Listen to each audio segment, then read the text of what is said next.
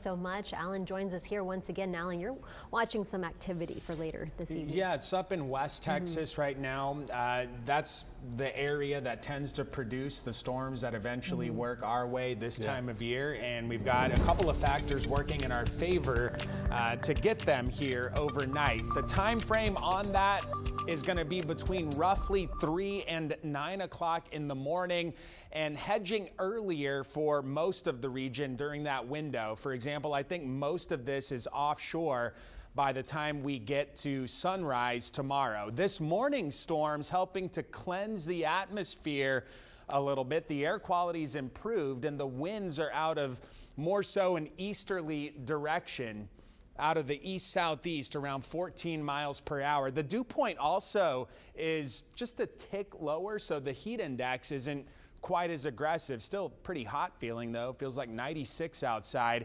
And you'll see the radar imagery, nothing moving on it. This is pretty quiet right now. We're going to be looking to the west and north for the activity that'll eventually work our way. One little wrinkle in the forecast happened earlier this morning.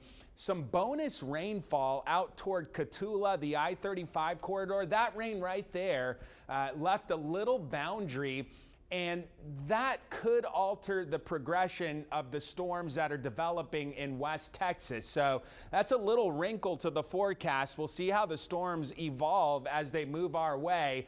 The Storm Prediction Center has a slight risk, a 2 on a 1 to 5 scale, for a few severe thunderstorms to develop in that yellow shaded region, and a little latent admission from the SPC. You see how this doesn't extend all the way to the coast, and that may be them trying to subtly say that these storms could be weakening as they approach the Texas Gulf Coast. I do think we're in line to get some showers and storms, and I think, again, it's going to be similar to the way it was early pre-dawn this morning, with the storms firing up to our west. They get more robust around the Del Rio area. We've got this stationary boundary. We talk about this a lot. Weather likes to happen around boundaries, so as we move forward in time, you'll see how some of those storms ride that boundary overnight. This is 4:30 in the morning tomorrow. A few showers and thunderstorms. Some of this could be strong to perhaps severe. And, you know, at that point, I think that's about it for the rain, at least the threatening type of showered thunderstorm activity. After that, it's just isolated stuff into Wednesday afternoon, and daytime heating supplying a little energy to get widely scattered stuff in play on both Thursday and Friday. Into the weekend, a little front comes in, another one, a late May treat. This doesn't do much for air temps, but it does take just a hint of the humidity away into Saturday. So it's still going to be warm, but for beach to bay, for example, it certainly could be a lot worse in terms of a weather forecast in late May. So good news into the weekend, it looks like. 72 tonight, storms approaching from the west overnight.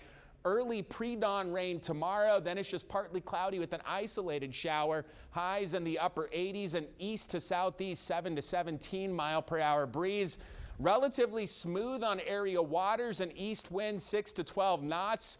Waxing crescent on the moon phase. So just marginally unsettled Thursday and Friday. Widely scattered showers or isolated storms. There's that weak front into the weekend. Highs may stay sub 90 this weekend with a little less humidity, but that comes right back into early next week. Highs back into the middle and lower 90s by next Tuesday. More 3 News at 5 after this.